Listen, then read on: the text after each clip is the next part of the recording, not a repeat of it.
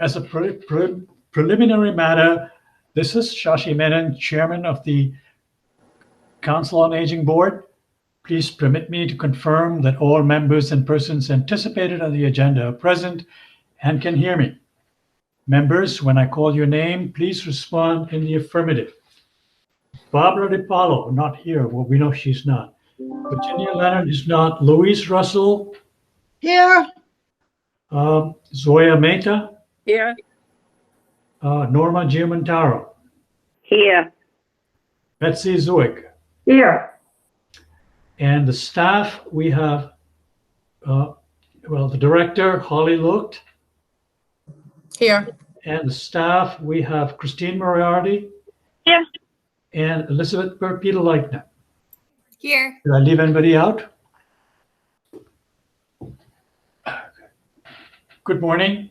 This open meeting of the Council on Aging Board is being conducted remotely, consistent with Governor Baker's executive order of March 12th, 2020, to the current state of emergency in the Commonwealth due to the outbreak of the COVID-19 virus. The order allows public bodies to meet entirely remotely so long as reasonable public access is afforded so that the public can follow along with the deliberation of the meeting.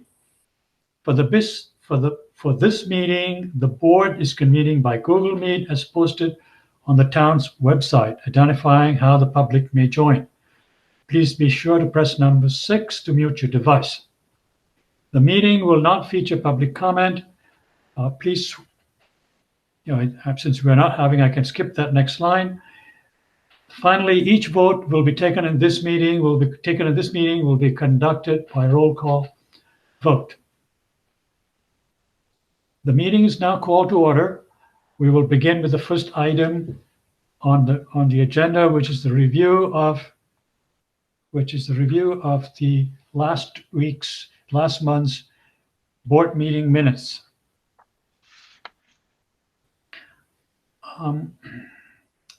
Does anyone have any comments? Because I have one minor comment. Zoya. It should read as COVID, not Corvid. There is no R in the COVID. You got to stand up. It's very, very weak. I don't know why. The word should read as COVID, not as. What paragraph is that? That is on segment 3. On 3, where Holly explained that the senior was just for the holiday program for this COVID times, not COVID times.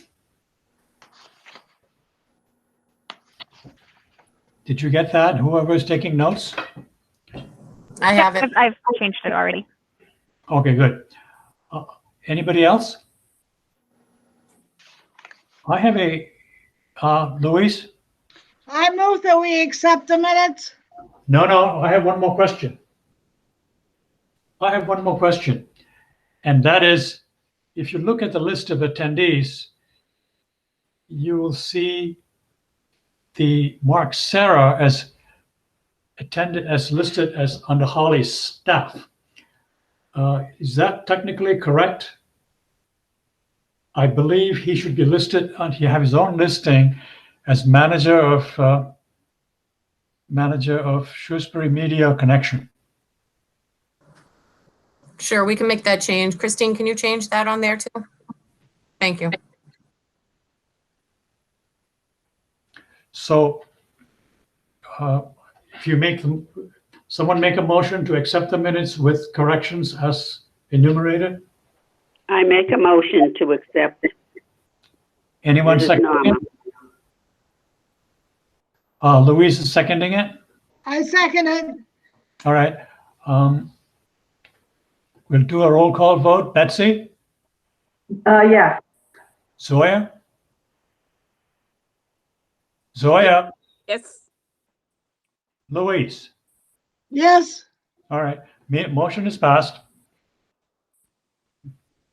Moving along to the next item on the agenda is the financial reports.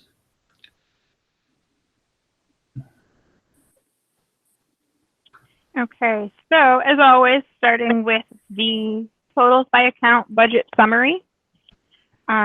We do have a new account listed here, the tax delivery grant.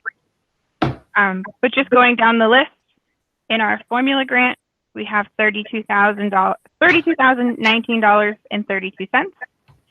In the DOT account, we have $14,833.43. In our new tax delivery grant account, we have $19,962. In the gift fund, we have $38,768.09. Our revolving account has $22,767.09. And we have $12,824.48 in our general fund. Does anybody have any questions on the budget breakdown sheet? One quick question. Sure. The DOT grant and the tax delivery grant, are they connected in any way? Are they related to each other in any way? They are both transportation grants, but they are separate accounts. So our DOT grant is the money from previous grants that had been received at the COA. It was actually a couple different grants, I believe, that were consolidated into one account. The tax delivery grant is the newest one that Holly and Cynthia had been working on, specific for expanded hours for transportation. We looped in another vendor for transportation, and we are also providing transportation for those who need it to get their COVID vaccinations. So that's specifically what that money is going towards. Okay. Any other questions? Yeah, this is Norma. I have a question. So from here forward, the monies from the DOT grant that we've been using for yellow cab fares will still keep on coming out of the DOT grant, or it'll come out of the taxi livery? So there's two different ways that Cynthia books the taxi cab rides. They're 4B and 4C trips. So anything that's a regular trip that we would book for someone going to work, or if our vans are full and we're not able to accommodate somebody, that's a typical 4B trip. If we're booking something after hours or to go to a COVID vaccination appointment, or anything that would fall under the parameters of the new grant, is technically a 4C trip, and that's paid out of the grant fund. So I know that in previous meetings, Holly did distribute the breakdown of the grants that we received. So I would refer back to that for more information on how those monies are used. Sawyer? Okay, so we, like in April, the March cab fees were $252 out of the DOT grant. That particular amount will probably remain around the same each month, and that'll still keep coming out of the DOT grant. It might stay the same depending on the work trips that we have. It could go down. We were using it for some COVID vaccinations before we received the grant monies. But we'll continue using the DOT grant until we run out of that grant money, and then we'll continue to use the revolving fund as we had been prior to utilizing the DOT money. Holly, excuse me, Holly, but Zoya had a question before. Is there a time limit for the usage of these grants? Holly can answer that. She has a hand up. Yep. So the tax delivery grant, we have to use between now and December 31st, and then those funds are given back to them. So one of the things that I also want everyone to know is that any trips that we send out for a COVID vaccine request to assist somebody to get their COVID vaccine, we are then sending that information back over to Kevin and Kristen to hopefully get reimbursed by the CARES Act for that money. But just for COVID vaccine things. So if we use a yellow cab for somebody to go get their vaccine, we're supposed to submit that to Kevin and Kristen so we can get reimbursed for CARES Act. The taxi livery, just so everybody understands, is for anything outside of the senior center's hours. So it's before we get up in the morning or when we close at 4:30, nights, weekends, and all of those requests still have to go through Cynthia. So she makes all of those. And so right now we're utilizing the DOT grant to pay our van drivers so we can keep our revolving account safe. So any maintenance invoices that come in and the van drivers' salaries we're trying to spend that down the DOT account, because I am actually going to be applying for another DOT account, which the COA has done in previous years. So when I'm actually on vacation next week, so when I come back, I'm going to be applying for that grant again, which would give us another $20,000 that we could then utilize for additional salaries for the van drivers. I have a question, Holly, maybe Christina, Holly. In the past, when somebody requests a van and the van's not available, we've called a yellow cab. Would that be covered under the DOT grant or the taxi delivery grant? We will utilize the taxi delivery grant at this point because our DOT money is still our money. Anything that we don't utilize at the taxi delivery grant, we have to give back. So we're going to use that grant money and leave our accounts alone when we can. All right. Louise? I had just one question about in the gift account. The payments that were made to elder services for the grab and go, does that money's come out of the donations that we got? Because the grab and go is free through April. Yes, so we were using the Feed a Senior money to pay for the sponsored grab and go meals through the end of April. At this point, I do think that the amount of money towards the sponsored grab and go meals is going to exceed what we had received in donations for Feed a Senior. The numbers have steadily grown each month as more people find out about it, which is fantastic. I'm so happy we've been able to feed so many people and that so many people are taking advantage of our program. But at this point, I don't know exactly how much it's going to be at the end, but I do think it's going to exceed the amount that we had collected from Feed a Senior. So you don't know what's going to come out of the gift account for the free meals. Is there a separation when you run out of the donated money? I think Holly wants to elaborate on it. I guess was the donated money put into the gift account? I guess that's what I'm asking. And that's why. And have we run out of that now? We haven't run out of it yet. Holly wants to elaborate on it.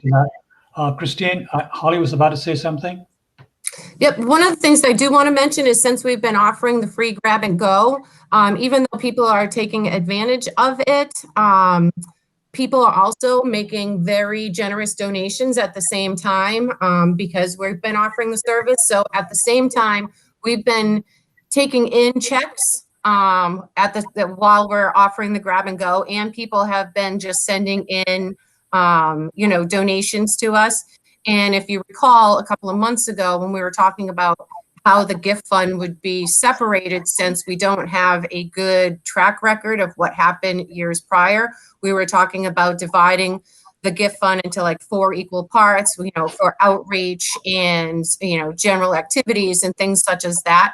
So I don't believe that we are going to go so much over that it's going to be alarming because of the donations that were still coming in. So I think when we meet again next month, we'll have a better understanding of the money that we took into for the nutrition program and where we are with ESWA. We are also checking with ESWA because there was an error in one of the invoices that they had to fix for this month because Beth unknowingly was allowing people to order more than one grab and go for themselves. And so when we received the invoice, I quickly called ESWA and said, you know, this was one grab and go per person per day. So they made those edits on the invoice, resent them to us. So I just want to, I think that it would be best to look at those numbers come May, just because we still are accepting getting donations in. Is there any way that we can figure out or separate the money that was given and then the money that was expended, and how much was coming from the original gift fund? Yep. So Christine does an excellent job when we receive checks, and she'll even call people if they don't put something in the memo to ask them specifically where they would like their donation to go.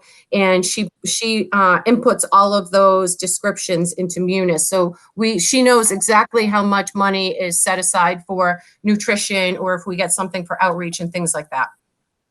Yeah, I happen to find, when looking through some other stuff, I found a folder full of the gift fund that we had worked on before.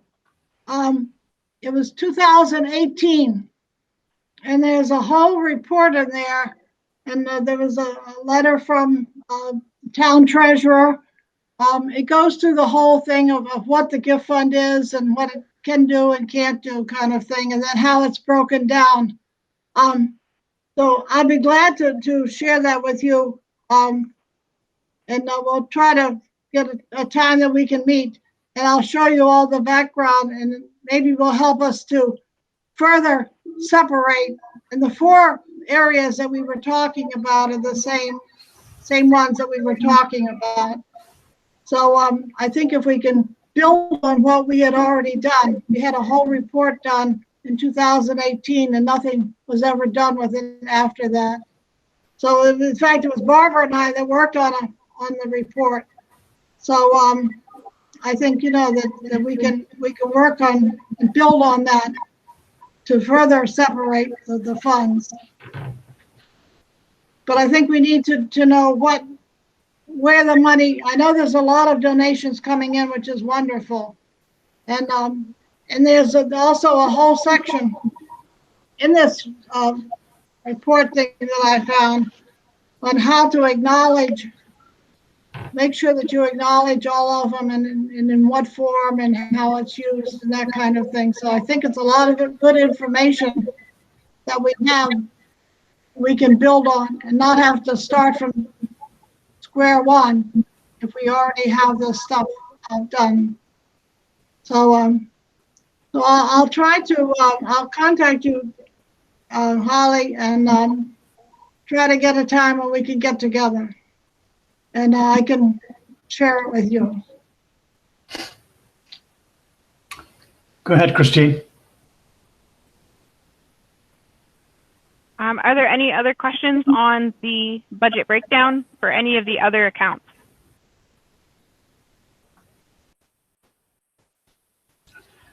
No. Okay, that's all I had.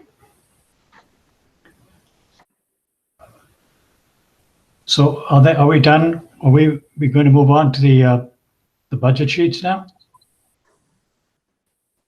That I usually do them together. I go over the summary and then I ask if you have questions about the breakdown, just because. Yes. Anybody I don't have wanna any go line questions by about line. the breakdowns?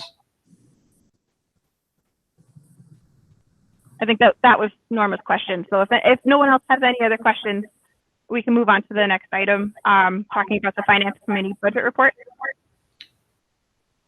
Finance Committee budget report. Letter C under 3. I'm sorry? Letter C. Ah, yes. Go ahead. So I know there was a meeting last week. Shaka, would you mind muting? I can hear some feedback. I'm sorry? What? I can hear myself through your mic. Would you mind muting? Yes. What about the meeting? Can you mute yourself? I'm getting lost here. What was your question? Can you mute yourself? I could just hear myself. Oh, yes, I through your can. mic. Okay, sorry. Thank you.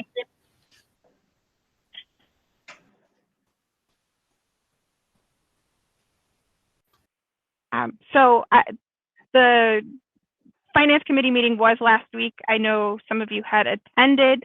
I'm not sure if anybody had any follow-up questions or wanted to talk about anything in particular. If not, I think we can keep this item brief.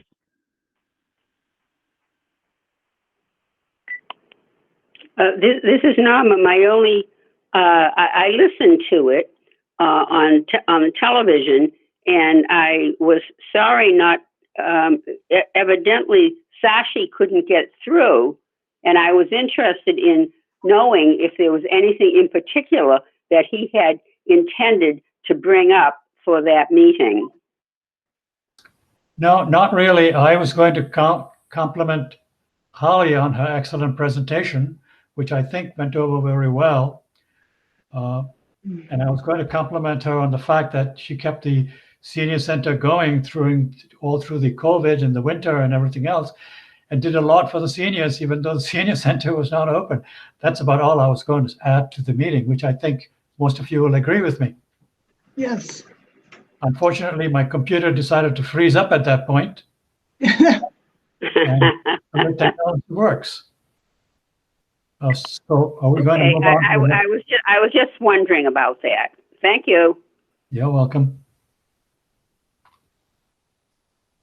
Should we move on to the next item on the agenda, which is the let me see what it is. Finance Committee budget report. Then we move on to the director's report. Holly, you want to go ahead? Yeah, I'm going to let Elizabeth begin. Good morning. So just briefly, what's been going on in the outreach world. So our main focus obviously still has kind of remained COVID. We've been booking a ton of appointments over these past 2 weeks, which has been great. We actually were given 2 private clinics through the Worcester State location in St. V's, which we were able to, through Christine, Holly, and myself, call everyone back on all of our wait lists, which is really exciting. So we've reached out to at least everyone at least once, if not more, oftentimes many more times. But it was really great. And from those calls, I was able to, utilize a lot of outreach resources through referrals and things like that. So a lot of really great connections have been made. So that's a positive outcome of that as well. I have other exciting news too. The Triad is back up and running. We actually had our first meeting yesterday morning, which was really exciting. We didn't have a full attendance, but those who weren't able to attend yesterday are planning on attending next month. And hopefully, they're on out, which is really exciting. Not much, was discussed in that sense. We really kind of just went over our ground rules and norms and introductions and, kind of the overall objectives because not everyone was there. So hopefully we'll kind of get to hit the ground running next month, and I'll definitely keep everyone updated on that. And then in regards to grant updates, so for the shared, and I know that this is on the next point as well, so I'm kind of skipping a little bit ahead, but I just figured we'd touch upon it in this report, as long as that's okay with you, Holly. Awesome. So for the shared streets, right now we're really working towards implementation. So by May 31st, part of the requirements for the grant is that we need to have at least, the project implemented. So in this case, we just need to have all of our materials purchased. So like the benches and things for our senior shovel and salt program, and that shouldn't be a problem. So we're working on that hopefully in the near future. I actually have a meeting with Keith from Buildings and Grounds this afternoon. So that's really exciting as well. So we're going to talk, more about the ADA compliances with the benches and the locations and things like that. I've been meeting with the principals of the different campuses that are willing to house our benches, I guess we could say, just discussing locations and things like that. So it's been a very collaborative process so far. So we're excited to see that through as well. And then the other grant that we're working on right now is the AARP Community Challenges Grant. We actually just this morning got the final go-ahead regarding our liability insurance and waivers. I apologize for my child. So that was really exciting. So I actually, before this meeting, wrote in half of it. And then after this meeting, I'm actually going to go back and finish that submission. So that will get submitted today, which is another exciting piece. And then Elizabeth, can you just Can you just remind them what that is that you're doing? Absolutely. So the Community Challenges Grant is really focusing on that Yahoo component that we're trying to kind of evolve into Shrewsbury.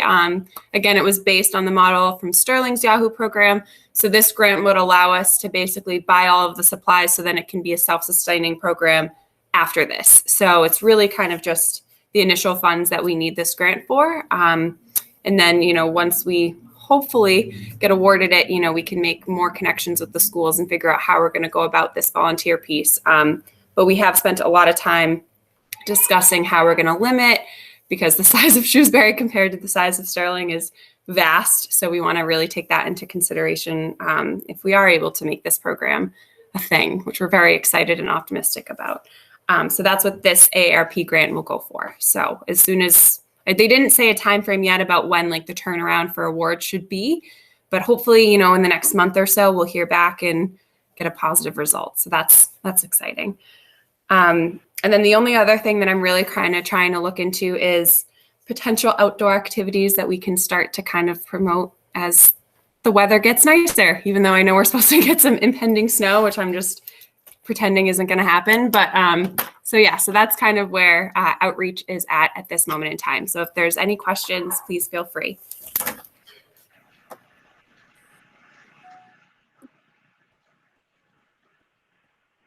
I don't know if Shashi is talking, but he's muted, and then I see Zoya's hand, so I'm happy to answer whoever. Sorry.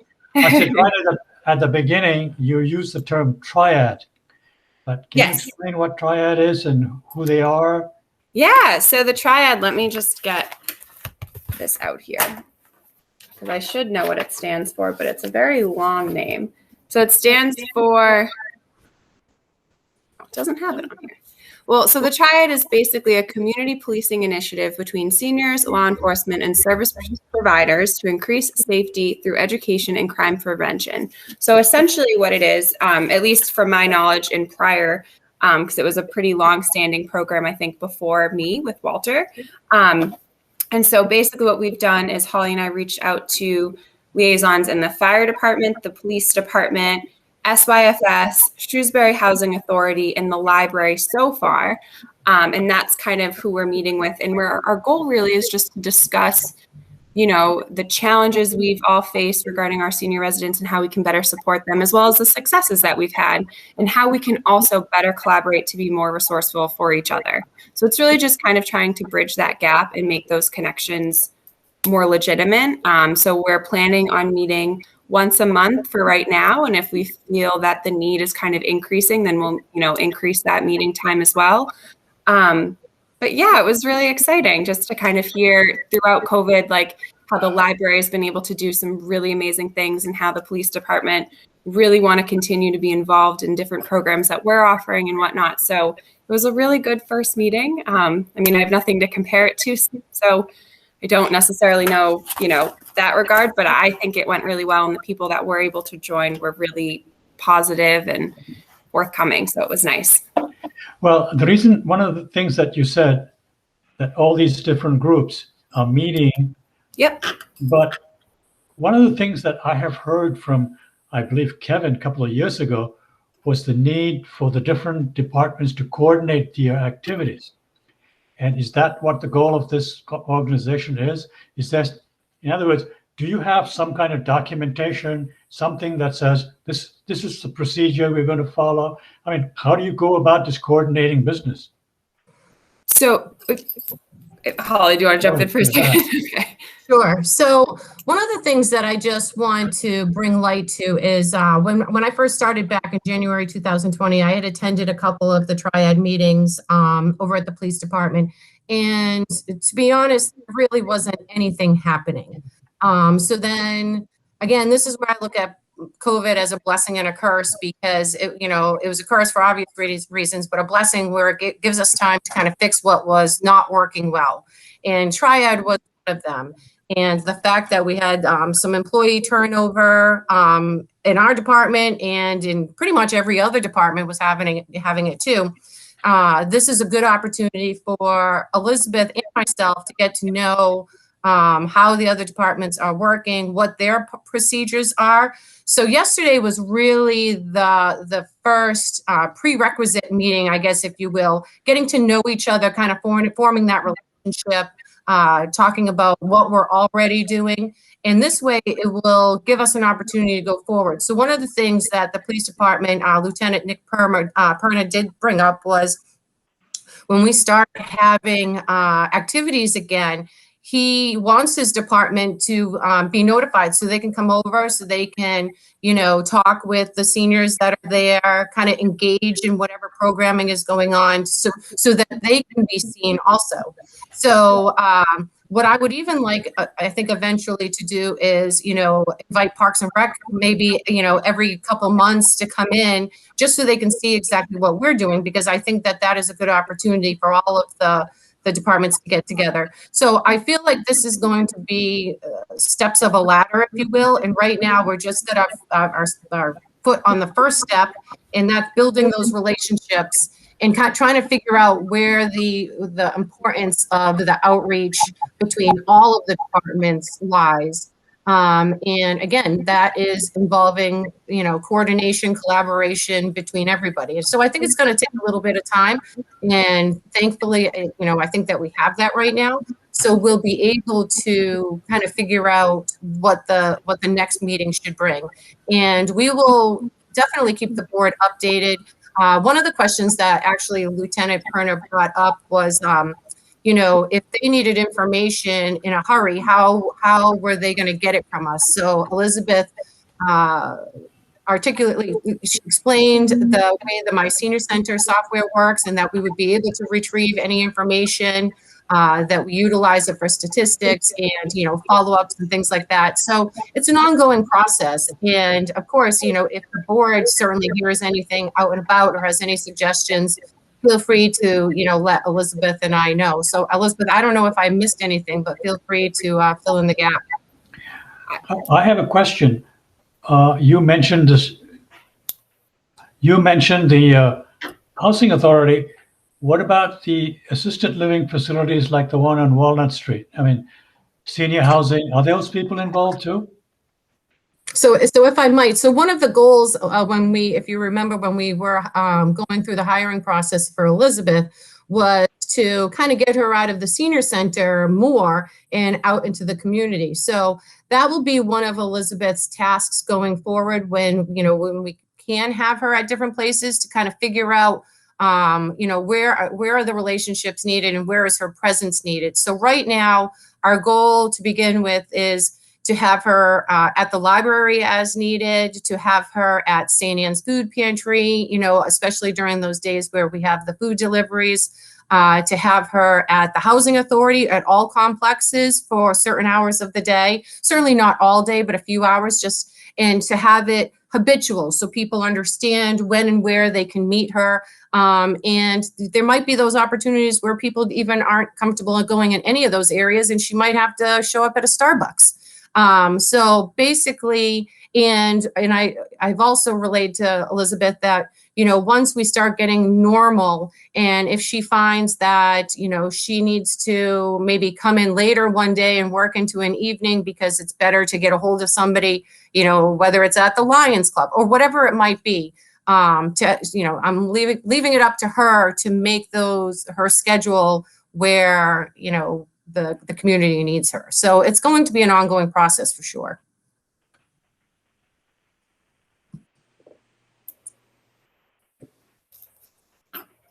Shashi, you're on mute. Zoe. Well, I am muted. Zoe, go ahead. Christine, my question was, do you see a lot of food insecurity in Shrewsbury, and how do you identify populations with the food insecurity? You're asking me, right, Elizabeth? Right. Okay, perfect. I just wasn't sure. So, I think we've been able to identify the seniors in need in regards to food insecurity a lot through our grab and go program. And I think too, with this inclusion of our food pantry, which is fantastic, but actually just from, us advertising that in our flyer between Christine and I think we've gotten, well over a handful of calls specifically asking for, large bundles of food, multiple times a month, if not weekly. And so that's really allowed us to kind of pinpoint, okay, these are people that would be really good referrals for, a little bit more inclusive services that Meals on Wheels could offer versus, our grab and go or our food pantry. So I think it's been, really good in a lot of ways that, COVID has allowed us to create these programs that have in turn, again, allowed a lot of good outreach referrals to be made. So it's been a good process, but it's definitely ongoing. And I think that, working towards identifying more residents in town that are facing food or financial insecurities or hardships, to know that we're here and that we have supports available will be definitely a really crucial thing that we continue to advertise and promote. Go ahead. Holly, are we looking to see down the line whether we can have an intern along with Elizabeth?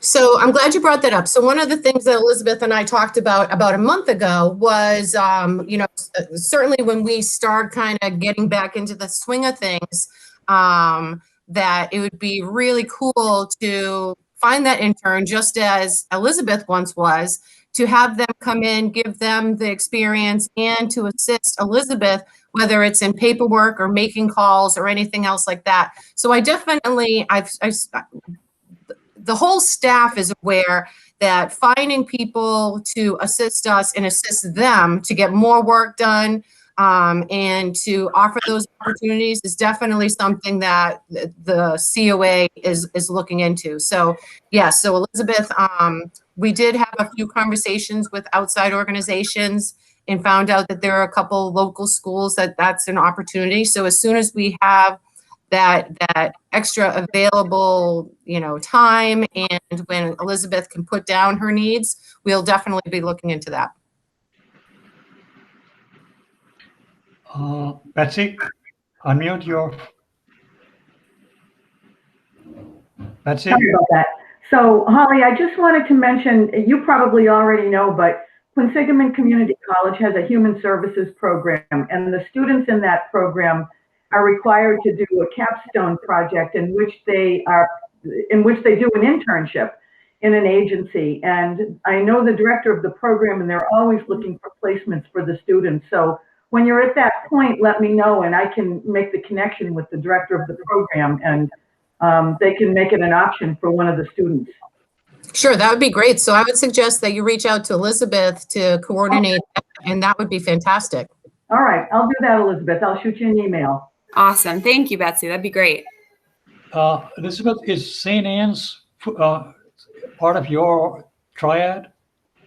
They weren't initially, but it's definitely something that, I can bring up at the next meeting and see if everyone feels comfortable with it. And I'd be happy to reach out. Holly? Yep. So I did ask Melinda Stans. She is the main manager over there. She's not the supervisor, but she's the main manager. And I did invite her on. She's a volunteer and is already probably volunteering too many hours as it is, and outside of her work and home. And I think the woman's name who supervises is Claire. She's an older woman. But what we did talk about was connecting with them prior to the Triad and seeing if they had any input, anything like that to include, that they might want us to relay back to the fire department, police department, whatever it may be. So that's how we're going to start communicating with them, just because they're again, it's all volunteer. So I had a question about St. Anne's. St. Anne's does it for the whole family. So will the senior center limit itself only to seniors, or will it be for the whole family? So the food sharing pantry at the senior center right now is geared towards seniors and emergencies. So one of the things that we spoke about yesterday at Triad, and I unfortunately, just with all the COVID vaccines and everything going on, I still haven't had a chance to do the policies for the food pantry. However, I did let the department know that the pantry was available for them should they come across, a misplaced family, whether from fire or something else that it would be available to them outside. You know, if they needed it during our hours, all they need to do is call, tell us what their needs are, and we'd certainly put an emergency packet together. If it was outside of our business hours, that they could utilize it, I explained where it was, and then just to let us know so we can connect, you know, the next day so we can figure out what they took, who they took it, make sure, you know, see if Elizabeth needs to get involved for outreach and things like that. So again, those are all things that I'm planning on putting into the policies. I was trying to reach out to my peers to see if somebody already had something so I don't have to reinvent the wheel. And I do have a meeting at 2:00 today, so I'm hopeful that somebody will have it. But if not, it shouldn't be too difficult. And one of the things while we're on it, as I just wanted to mention, is we're in the process of trying to utilize the grant that we got from MCOA to increase our nutrition program. And just to remind everybody what that entails was yesterday I put in an order for so the funds, we spend the funding, and then we send MCOA the invoices and the receipts, and then they send us back you know, the money to kind of reimburse us for, you know, the things that we spent. So yesterday I spent, I went on WB Mason and I purchased the bags that are necessary that we put together for the cold and non-perishables, as well as food handling gloves if we should receive fresh produce. And today and tomorrow I've been working with Christine and the accounting, because one of the other things, part of the nutrition program was to purchase 50 microwaves to give out to seniors that may need that, you know, that extra help heating up their meals. Because what I found through talking to Beth Murray, the nutrition manager, is many people that receive those even Meals on Wheels have no way when they get home to actually heat them up. So it worries me how they're going about doing that when those things come in plastic containers and styrofoam containers and things like that. So we're looking to purchase 50 microwaves, as well as a regular refrigerator to put in the food pantry. Because many times over the past year, when people connect us with food boxes, many of those food boxes contained milk and things that needed to be refrigerated. And I would rather keep those separated from our kitchen at the senior center. So our kitchen is separated from our food pantry. So there's no confusion. So there's not too many, you know, hands in the cookie jar, if you will. So that is, and the other thing is we're going to order additional meals from Heart to Home to make sure that we really have that freezer stocked for the summer and going into the fall. So, so that's where we are with that particular grant. I don't know if anybody has any questions on food. I have a question. Is the scope of Triad defined somewhere? I mean, is Triad only concerned with food, or is it housing and other things that they would help them with? Elizabeth, you want to take that? Yeah, it's really just, I think, kind of an umbrella term for what we're just trying to accomplish. We're really just trying to, like Holly said, establish the relationships and understand that, you know, if police comes across an emergency that they believe, you know, we could help provide additional support, you know, they'll be able to make that connection, and vice versa. You know, if we have a resident that would really benefit from some, you know, services that SYFS could provide, we have that connection right there and we can easily make that referral. So it's really kind of just trying to, you know, if you almost like picture a triangle, just make sure that everyone has those two-way connections with one another so we can just be more cohesive in the services that we provide for our residents. So, you know, I'm sure housing will get talked about. I'm sure food insecurity and income and things like that will all get talked about. But there is not necessarily like a set, we talk about, you know, those 4 specific categories each meeting. I think it's going to be very dynamic and fluid, that it's going to change based on the needs and, you know, the time. Louise, you had a question. Louise? No, I'm sorry. I'm fooling around with my sound here. There are 2 more things that I need to talk about. One is the Worcester County Food Bank. Now, when I volunteer occasionally, I used to last year before COVID, and I know that people often wander in off the street to the Worcester County Food Bank. not knowing that it's really nothing more than a warehouse. But Jean, the director, often sends people home with a box of non-perishable food. But the important thing that she gives them is a list of places to contact for help. Now, is that somehow going to be on, is Worcester County Food Bank going to get involved in this? Go ahead, Holly. The answer is no. So the Worcester County Food Bank really is involved with like St. Anne's, and every now and then St. Anne's will give us some, extra food that they have. They'll drop it off for us, but no. So one of the things that I am going to be talking about at my meeting at 2:00 today is with other people that have the food pantry. How do they go about accepting food from outside organization or, outside donations? Because we do receive some phone calls of people wanting to give us some food. And there are safe ways of doing that, making sure things aren't expired, dented, things like that. So those are the things that we're going to be looking in. And one of the things that I did speak with St. Anne's about was possibly offering Fridays as an opportunity for seniors to come and get the food that they normally would at St. Anne's. So right now, St. Anne's is open to Shoesbury on Mondays. So one of the things that we've been discussing, and it's just been so hard because everybody's all over the place. One of the things that we've been discussing is taking the senior aspect out of their Mondays and bringing it over to the senior center for like Fridays.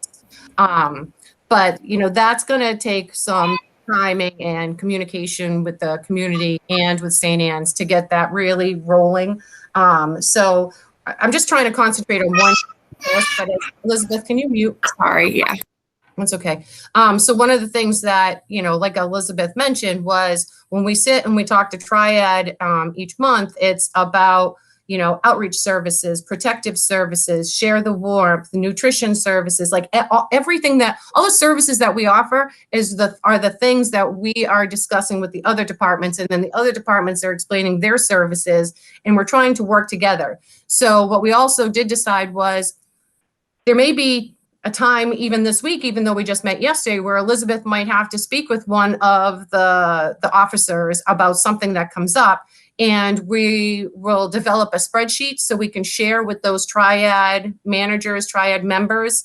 So people, nothing personal or anything like that, but just keeping a log of what's going on. So when we meet again next month, we can inform the rest of the departments, because that way, one department might be able to say, oh, well, we can help in this way. If it's the library, we can help it with our outreach too, because on Tuesdays we deliver books and we could stop in. So it's just going to be, Elizabeth described it as a circle. It's a circle. It's or a triangle. It's a triangle. It's a circle. It's just ongoing. What about people who think they're about to get evicted and become homeless? Are that covered by Triad? Is that something? So any topics that come up are going to be covered by Triad. And if we can't figure it out with ourselves, the outside organizations such as ESWA, or if it's an insurance question, we have Shine. So we have many relationships that we can assist anybody with anything. And if we can't, actually, there is no we can't. We do it until it's done. So. Okay, good. Zoya? This is a question which is not really connected to all these. Holly, we had talked about purchasing a freezer in the past. Have we done that? The freezer was purchased many months ago, about 6 months ago, and that is in the food sharing, and that is currently what's holding the frozen meals from Hard to Home Meals. So yes, that's already purchased. Okay. Louise, do you have your hand up? Or are No. you just? No. All right. Anybody have any other questions? I think we can move on. Okay, thank you. Just so everybody's aware, I'm going to excuse Elizabeth so she can go finish off that grant and get that submitted, because that's going to be in by 8:00 tonight. So I definitely don't want her, working through supper. So Elizabeth, thank you very much for everything. Thank you. Thank you all. Have a great day. Yep. Thanks. So I think we're all set. I think we're all set on the grant part. So on 4C, it says Shoesbury Housing Authority 2021 contract. So that was up on March 31st. I did with some revisions with Cynthia with the updated fares and changed the vans around because we purchased a new van and retired another van. So right now, Kelly Bergeron, the manager over at the Housing Authority, is reviewing the contract with her bosses or board, and will let us know. So I think she asked me the last question that she had yesterday, and she was going to bring it to the board at some point this week. But it shouldn't, and I've explained to her. So one of the other things that you should know, and one of the things that I've explained to her is, I don't know if anybody have seen it, but Shoesbury recently worked with the WRTA there's a new transportation opportunity available for everyone in Shoesbury. It's called VIA. And they basically work through, in town. I think their hours are 7 to 7 is what they are. And they meet at the busing stations, I believe. And those, I believe, are $2 a ride, no matter where you go, as long as it's in the parameter of their transportation area.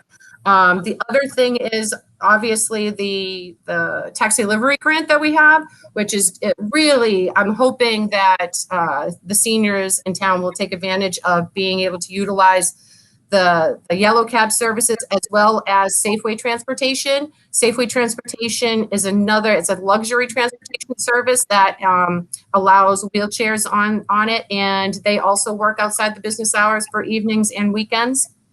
So great opportunities for transportation for our seniors in town, for sure. Does anybody have a question about the contract with Housing Authority or the transportation that I just spoke of? I just saw the VIA announcement yesterday. Mhm. It's not clear to me whether it's only for seniors. Is it for the general public? It's for the entire Shoesbury community. Did they publish a schedule of how frequently they'd be running? I believe it's Monday through Friday, 7 to 7. There is a website. There is an app. There is an app that you can download on your phone. And there is a phone number that you can call for more information. All right. Okay. I have shared that, just so everybody's aware, I have shared that information in the May newsletter that will be coming. Yes. Yeah. So before I go on to D, one of the things that I wanted to bring up so I do not forget is yesterday I met with Kevin and Kristen, and one of the things that we spoke about was the issues or the suggestions with the director and the COA board and, being advisory. So according to Kevin, the Board of Selectmen signed the town meeting warrants. And at this time, Kevin is not proposing to change any general bylaws. But we did speak about there is a book that exists from MCOA with the way the directors work with the COA board, that I can certainly try to copy some of the pages so everybody's on the same page about how we can work more, efficiently going forward, and expectations of me and the needs that I may have of the board. Does anybody have any questions about, my conversation with Kevin and Kristen yesterday? Well, I'm curious, is this documentation, is this something that you can share with us? I mean, you said that's an MCOA guideline? So there is so it's not so much a guideline, but so MCOA put together a book on, how directors work with friends group, how directors work with their board and things like that. So one of the things that Kevin did mention, and maybe this is something that if you have time, you can look into it, that he was really, really impressed by the town of Sharon's bylaws. And he thought that they were really well written and that they made a lot of sense. So perhaps if you wanted to take a look at those, you could. But at this time, so he had mentioned that our bylaws, there was some that were from 1970 and then there were some from 1990, and that they're not so different that he feels anything needs to have a change right now. But again, he did mention taking a look at the town of Sharon's and going from there to build our relationship.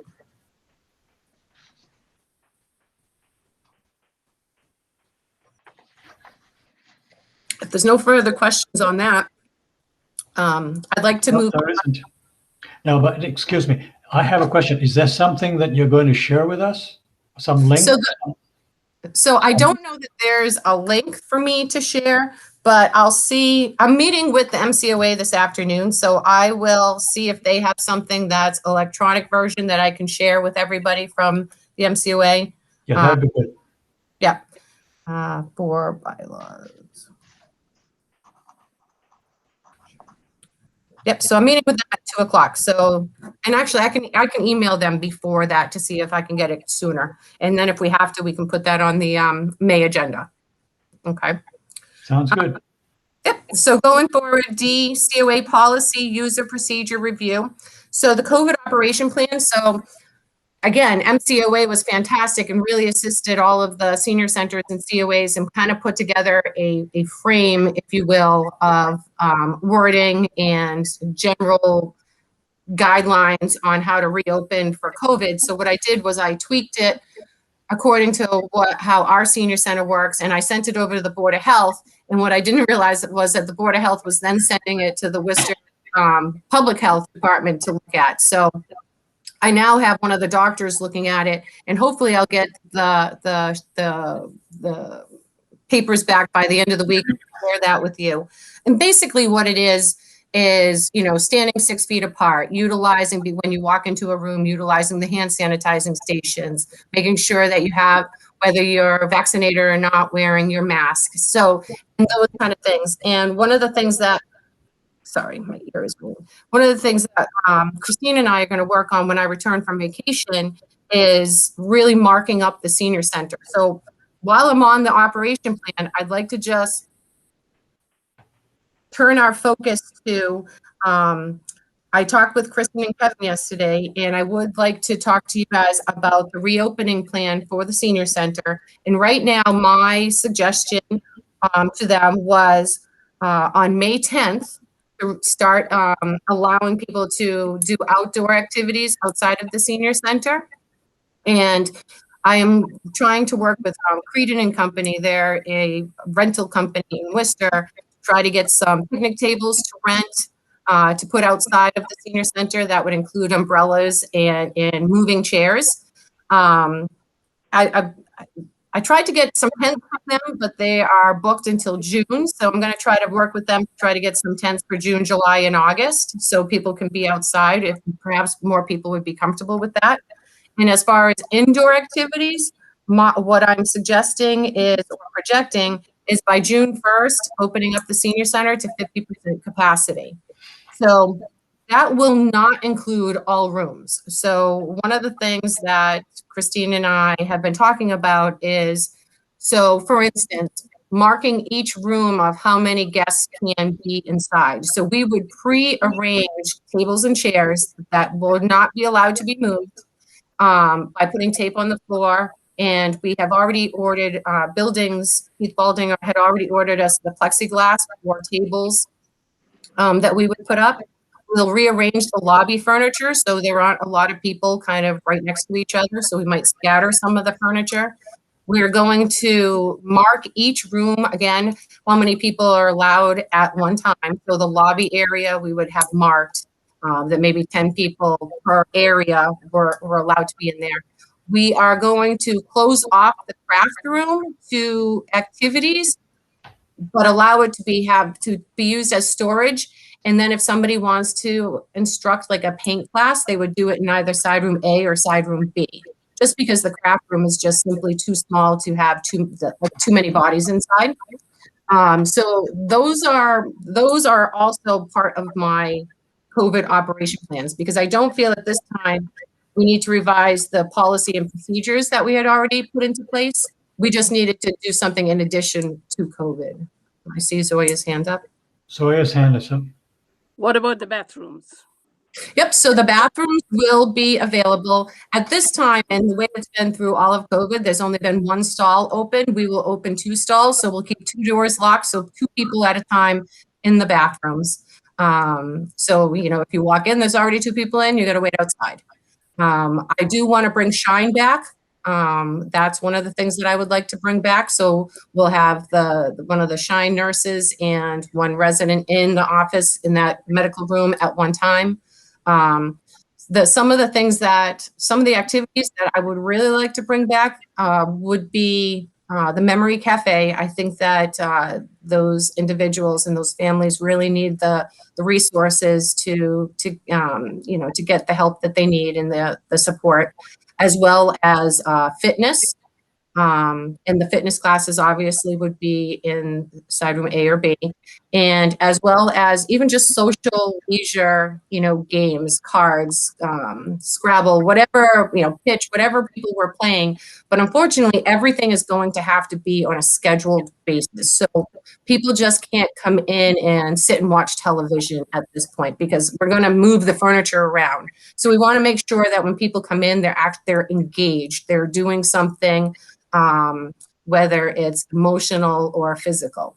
We are also planning on putting a makeshift reception desk right outside our office area. So because once we're assuming that once we start opening, our phones are going to ring even more. So what we're thinking is to get a receptionist volunteer and have them stationed outside of the office area, but close enough to us if they have questions, so we can leave those glass doors open. We're going to reposition some of the staff members inside the office area. I had mentioned months ago that I wanted Elizabeth and the veterans agent, Mike Perna, to be out in the open where everybody where they're more have more easy access to people. And I'm happy to say that their office area is almost done.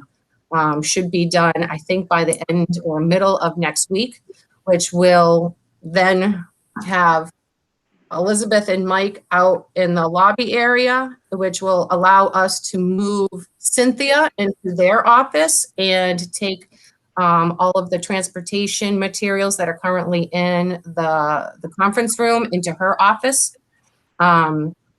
which will open up the conference area, probably just 4 people at a time, but it will be a space they'll be able to utilize. So Christine will move closer to me. We're going to reconfigure the walls inside there, and we're going to get Pat Babin back in there, because currently she's been working in the medical room.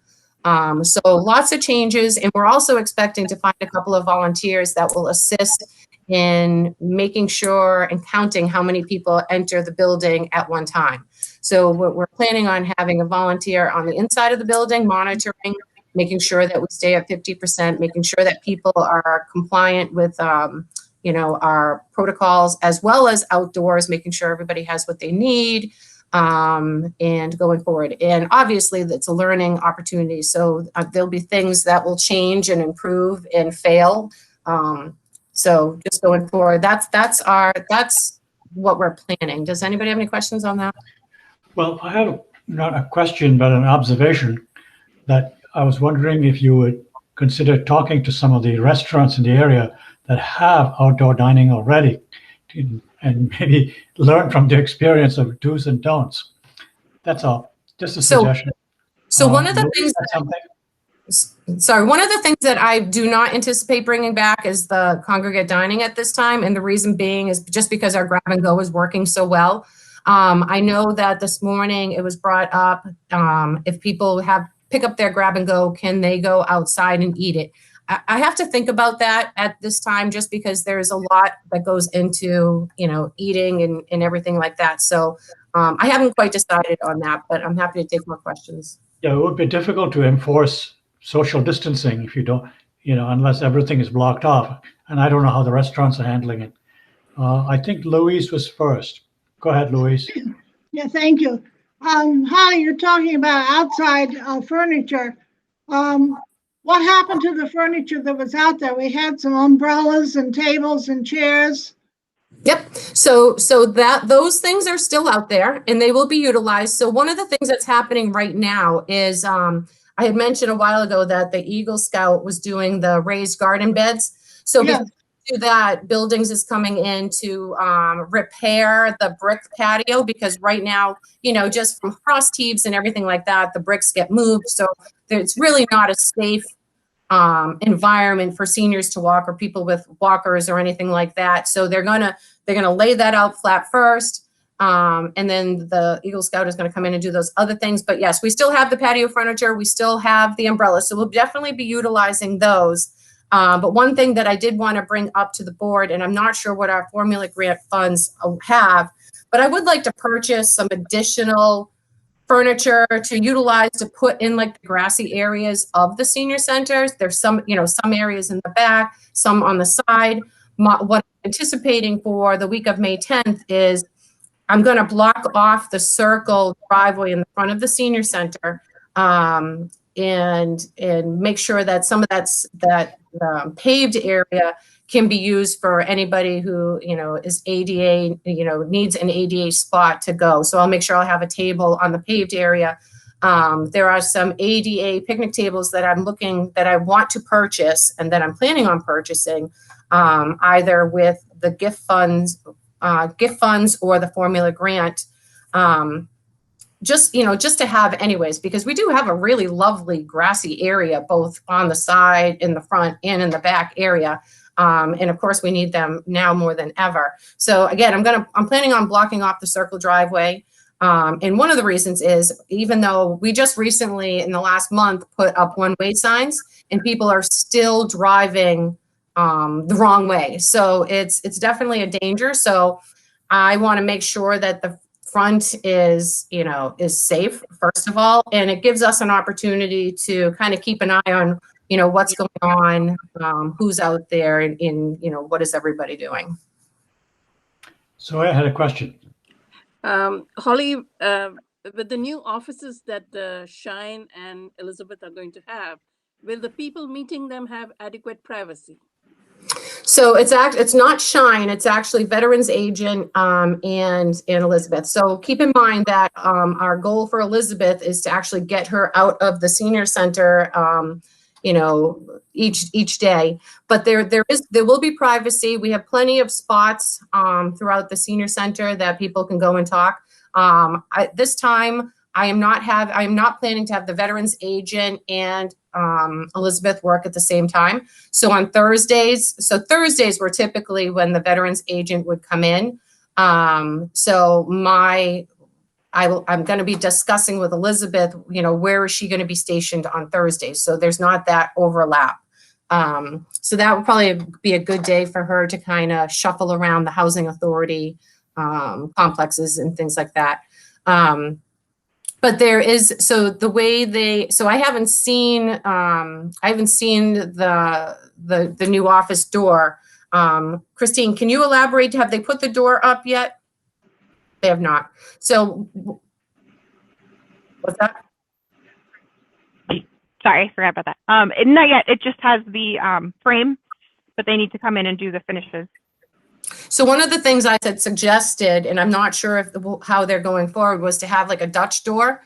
So the Dutch door is the doors that are cut in half and would have like a shelf on the outside. So if somebody walked up to the door, they couldn't go into their office area, but they could go up to the door, and it had to have a shelf area where they could have that discussion. And then if Elizabeth needed to have somebody come into the office, she then could shut the door and have them come in. I'm hoping they're putting in, some kind of window or ventilation or some sort. But again, I haven't been in, so I haven't been able to talk. But there are plenty. We're not going to be utilizing the craft room for quite some time. So there is the craft room that people could use. There's a phone inside there. So there's definitely spots that we can make available. All right. I don't think there are any other questions. Okay. Norma speaking. I have a question. When you talk about outdoor activities, what exactly are you thinking of for outdoor activities? So one of the things that I am thinking of is exercise programs, for sure. Maybe some yoga, Norma, if you want to come back and do some belly dancing, that would be fantastic. You know, maybe some, you know, strength. So a lot of the physical activities to start outside. That's why I really want to get a tent, so people can be protected by the sun and things. But a lot of the outdoor, what I'm suggesting at this point is leisure, reacquainting with your friends, card games, things like that. Activities that can be independently done. So Louise, if you want to have your friends back and you're outside and you want to play cards, you know, we can certainly store those things inside. But, you know, really independent. If people want to come and read a book, we get many, many calls of people just wanting a safe place to go that has a bathroom that's close. So those are my goals going forward. And as of May 1st, we'll have a calendar on our website that will have various activities that are happening. So it'll be too hard to put the calendar in an email or in the newsletter because things are always changing, but people can either call to see what's going on or again, visit our website. So those are things that, again, when I come back from vacation, I'll be working with the entire staff to try to figure out what days things are going to happen, how many hours in between, so we can sanitize properly and those things. And keeping in mind that we're going to remind everybody that there's new procedures that if you want to instruct a class or you want to reserve a room, you have to fill out the paperwork. So people just can't walk into the dining room, sit down and play cards and expect that they're going to be able to stay there in case we have something already planned. So things are going to be a little bit different when people come back into the center. Louise? Thank you. Talking about card playing, well, what did you say, 6 feet, the distance between, I think, you know, the card playing, will there be separate directions for them because they're closer at a card table, you're closer than 6 feet. Would that make a difference whether you're inside or outside too? So the tables that we have inside are the round tables that we would sit and have, you know, our meals at.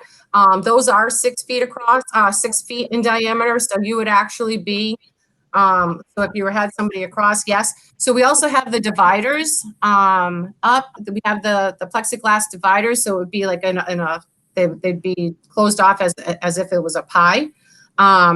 So there are going to be restrictions. And again, you're still going to have, people are going to have to wear masks.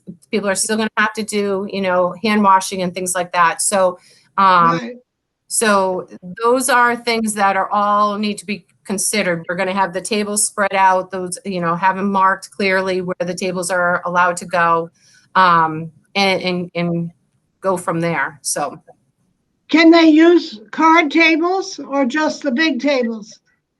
So I really haven't decided yet. What I'm thinking is they're just going to be designated spots. So like if let's say that, Louise, that you wanted you and your friends and there's 12 of you coming, I would have you not in the lobby area. I would have you inside room B. So, or A. So I would have you in an area that wasn't open to everybody. Depending upon how many people you had. Now, if there's only 4 of you, then I would put you in the lobby area. So it all depends on the size of the group. But with 4 people, you could use a card table. We could, except that we're going to prearrange the lobby area. So, and we haven't devised a plan yet on how we're going to do that. So, I mean, I'm not certain yet because again, we have to be careful of how many people are in there. So again, we have to move everything around in the lobby area. We're moving the sofas around, the chairs around, everything will be moved so we can get as many people in as possible and to do the leisure activities that you're talking about. So they involve putting up a couple of card tables. We haven't got that far yet. I just know, you know, bridge players and all the, you know, anybody who plays cards. And the same with our group, that you use a card table. Mm-hmm. And I'm not sure that would be acceptable. the distance. I don't know how that would work. Yeah, I'm not quite sure yet either, and that's why the Board of Health is looking at the COVID policies and procedures that I put into place.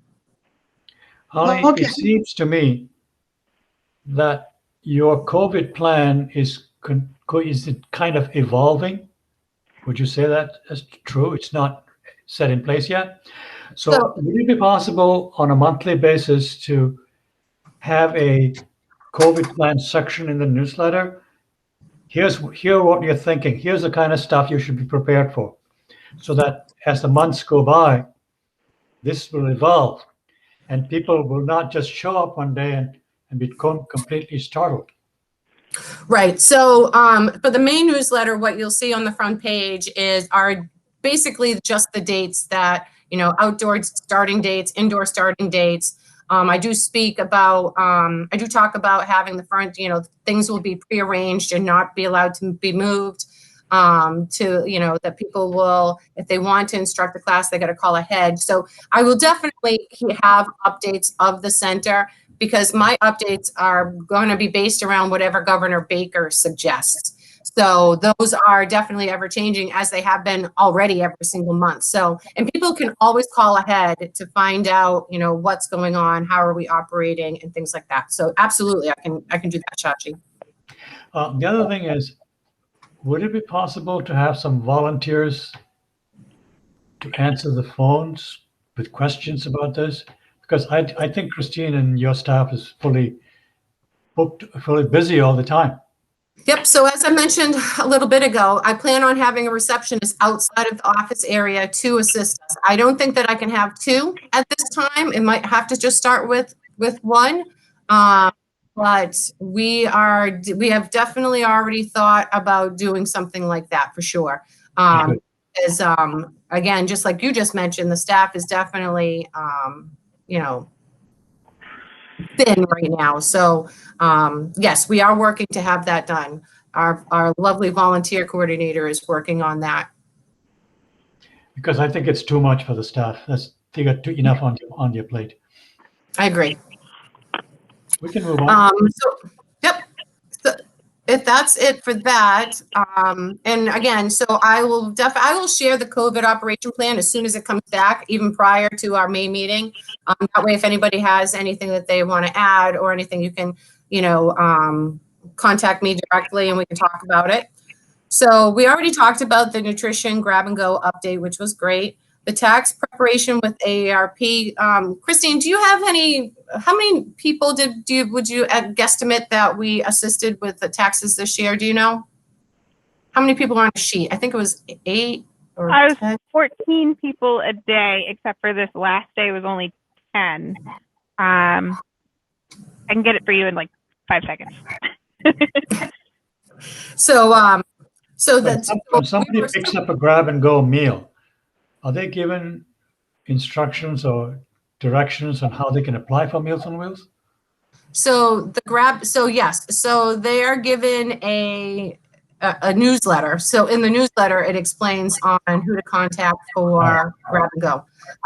Because again, part of the reason for us offering the free grab and goes from January to April was to let people see what kind of meals are actually coming from ESWA, because I think there's many, misthoughts of that the food is awful or anything like that. So now people will have a better understanding of what the food is that they will receive. So that was one of the purposes of doing it. Christine, do you have the number? Yeah, it's about 94 people, give or take. So 94 people, give or take, that we were able to assist with with AARP.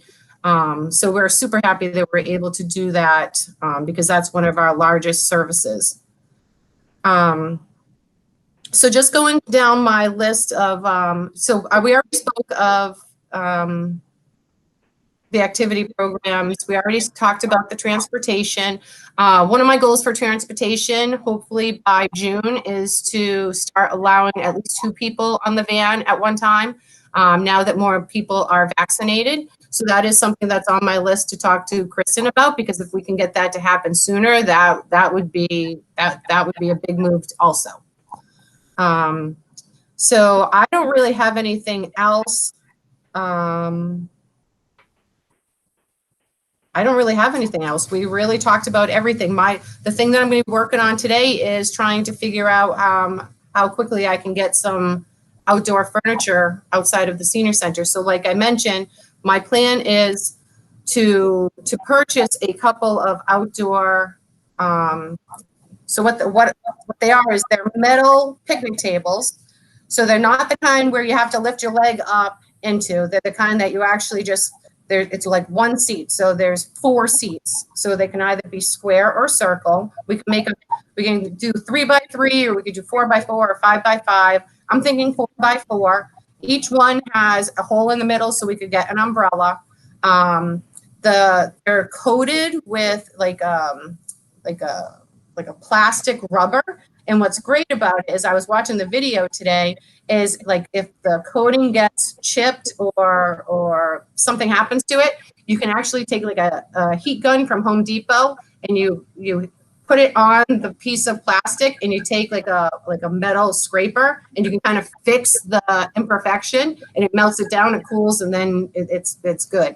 And they were roughly $650 a piece, but they do not rust. So the only thing we would have to purchase would be, in addition to, would be the umbrellas. But as I mentioned, I feel like we have a beautiful spot out of the entire campus, and especially with the way activities are running now, that I think it would be a great opportunity to have some nice outdoor furniture. And especially, I really want to start like a garden club at the senior center. I would love to get some flower boxes outside of the windows, really make it a little bit more homey, have that as an activity or program for seniors, as well as the raised beds. So lots of things on the docket, on the plan for going forward. Zoya? These furnitures don't need to be winterized. That is, in the winter we don't need to bring it in, because if that is so, we don't have a place to bring it in. I didn't hear that last part. We don't have to what? I said if we have to bring it in, we really don't have any space to bring it in. So those can easily be covered with tarps that are really inexpensive at either like Big Lots, Ocean State, or Home Depot. So we can just cover them in the wintertime. But we did have the Public Facilities Department clean out some of the garage area in the back of the senior center. So if they're stackable, we might be able to stack them up in one corner. So we can either, like I said, put them on tarps, or maybe that there will be a spot in the back. I would say that we would take them off the grass and maybe put them, on the pavement in the back behind the senior center, just so it doesn't kill the grass. But definitely there are options. Well, do you have people lined up to help you move the furniture? It would be public facilities. We just have to put a tick. We put in whenever we need anything from any of the departments, whether it's IT or public facilities, we put in a ticket. So we put in a ticket like days in advance for certain things, and sometimes it's the morning of, depending upon what it is. So, yep. So we just coordinate with all the other departments. Any other questions? I think we can move on. Louise has a question. Yeah, and looking at the minutes, when I went through them, it said something about in the next agenda, which would be today, there'd be a vision statement and a staffing plan. What is that? Is that part of the strategic plan? So the staffing plan, if you remember, we talked about it last month, where I was explaining, looking at 5 years down the line, what do I see for the senior center and the Council on Aging. So I had mentioned something. So, you try to reduce turnover. So how do you do that? You get the staff that you have, the trainings that they need, so they have an opportunity to move up. So for instance, right now, I think everybody can agree that Christine has exceeded expectations as far as an office assistant and volunteer coordinator. So right now she's presently taking the supervisor leadership training that I just finished and graduated from.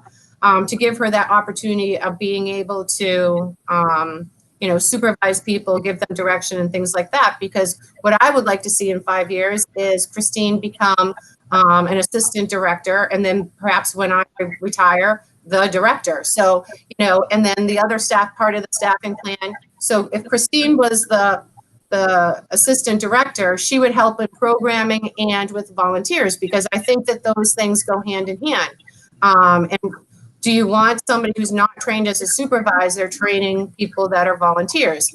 So instead, what I would then do is get an office assistant / transportation coordinator assistant. And the reason being is one of the things that I quickly learned coming into this job was not enough people knew about what everybody was doing.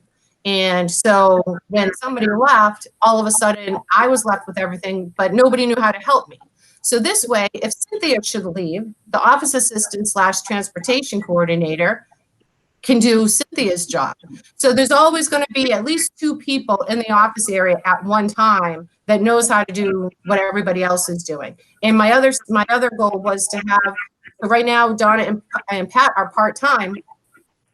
And this is where the My Senior Center statistics come in. So why they're so important is because I don't think that the way that COA and the Senior Center is growing, that there should be anybody that's part-time unless they're volunteers. So I think everybody should be full-time. So a full-time office assistant, another full-time office assistant, and things like that. So I would like to have 5 full-time people, including myself, come in. So that's my staffing plan going forward. And then the vision statement is the vision statement that I took just from the strategic plan and just kind of outlined it deeper. Do you have this in writing? Yep, and I believe I shared it last month. I'll have to go back and look and see. I don't remember seeing that, but I will go back and see. No, I was just curious but that also is part of the strategic plan as well. Correct.